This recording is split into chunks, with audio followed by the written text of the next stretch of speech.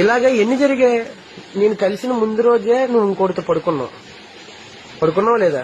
అజ్జువా ఆడితో పడుకున్నావు నేను కలిసిన ముందు రోజే. నేను కలిసిన తర్వాత సూర్యగోను వాడుకున్నావు, వాడావా లేదా? నేను హాస్టల్ కాడ దింపితే హాస్టల్ నుంచి ఆడితో బయటికి వెళ్ళేదాన్ని. ఆడ ఇక్కడ హాస్టల్లో దింపితే నన్ను రామని నాతో బయటకు వచ్చేదానో లేదా? ఫుడ్ విషయంలో గాని, ఏదైనా కావాలన్న విషయంలో గాని ఆడికి నాకు నేను దింపడం బేబీ సినిమా లాగా. నేను దింపితే ఆడికి వెళ్ళి ఆడి నుంచి నా దగ్గర రావడం, అంతే కదా ఇది. అయినా సరే ఓచుకున్నానా లేదా? చెప్పు, ఓచుకున్నానా లేదా? ఎవరి దగ్గర నువ్వు దెబ్బలు కాయలేదు అన్నావు. నేను దెబ్బలు ఎందుకు కొట్టానో తెలుసా? నువ్వు మారుతావనే కదా కొట్టాను ప్రతి దెబ్బ.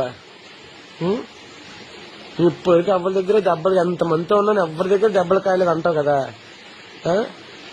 ఎందుకు కాయలేదు? వాళ్ళందరూ నిన్ను వాడుకోవడానికే చూశారు, దీనికి చూశారు అందరూ.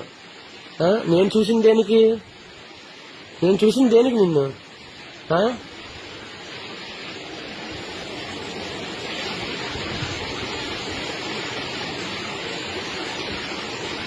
నువ్వు చేసిన తప్పులు ఎలాంటివైనా సరే నేను సరిదిద్దుకుని వచ్చాను. ఇప్పుడు కూడా నువ్వు ఎన్నో చిన్న చిన్న చిట్టి పనులు చేస్తూనే ఉన్నావు, అయినా సరే ఊరుకొని ఉన్నాను. నాకు గౌరవం ఇవ్వడం మానేశావు, అయినా సరే ఊరుకొని ఉన్నాను. ఆ గుంటల విషయంలో కూడా గౌరవం ఇవ్వడం మానేశావు. ఇంక ఊరుకోవడం ఎలాగవుతుంది చెప్పు? ఇంకా రిపీట్ అవుతుంది ఇది? అవుతుంది అవదా?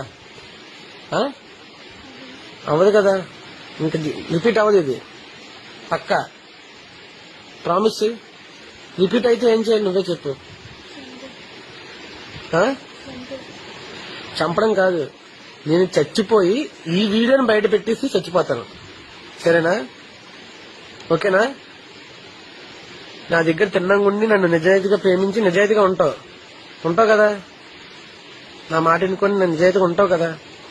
దేంట్లోనూ ఆర్గ్యూలు చేసి మళ్ళీ గొడవలు పెంచుకొని ఇచ్చేవి కదా? ఉంటావు.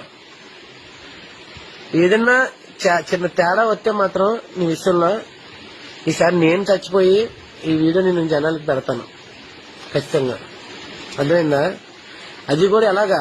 నీకు అరగుండు కొట్టించి, నీ జుట్టంతా కట్ చేసి అరగుండు కొట్టించి, ఏ అందం అయితే నువ్వు చూసుకొని మురిసిపోతున్నావో ఆ అందాన్ని నాశనం చేసే. అర్థమైందా? ఆ అందాన్ని నాశనం చేసే నేను ఈ వీడియో బయటపడతాను అప్పుడు.